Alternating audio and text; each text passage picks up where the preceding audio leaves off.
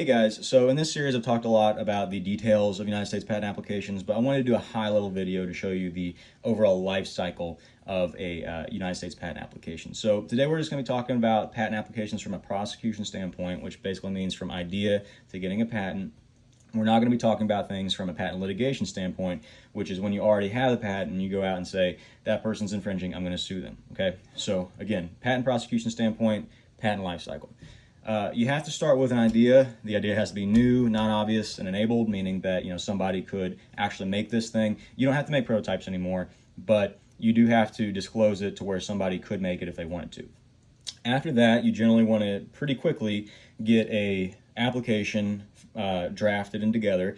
Your provisional application can be like informal, but the caveat with a provisional application is that you have to convert it to a non-provisional application, which is formal and complies to all the rules within 1 year of filing this provisional application, right? So both of these will give you a priority date as soon as you file them. So that's why some people file the provisional application, is because they want to get that as soon as possible.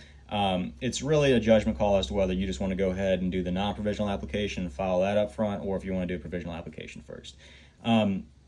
Either way, you're going to have a non-provisional application eventually, and it's got to have all the I's dotted, T's crossed, and you generally want to have that idea on paper and filed with the USPTO within a year, right? Because two people can't get patents for the same thing. If somebody else comes up with the exact same idea, files it before you, that means that you lost, they get the patent, you don't in that case. That's unfortunate, but that's how it goes. So idea to filing 1 year.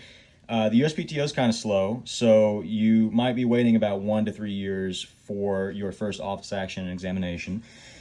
And then you might be going back and forth with the USPTO for a year or two to get to the point where you can understand, okay, I'm going to get a patent or I'm not going to get a patent, right? You have to have some back and forth there. And that generally takes about a year or two. Now, when they're indicating that you will get a patent, you'll get what's called a notice of allowance. And from that point in time, you have 3 to 6 months to decide if you want to have a continuation in which you basically get different claims for the same stuff that you filed in this non-provisional application. So the specification, the drawings, all that kind of stuff is the same, but you can change up the claim language to get different scopes of claims and different coverage in a continuation. So you have 3 to 6 months from your notice of allowance to file that. You can't wait until after your patent gets issued. You have to file that continuation application before your patent gets issued. But that's the general life cycle of a patent. Thanks.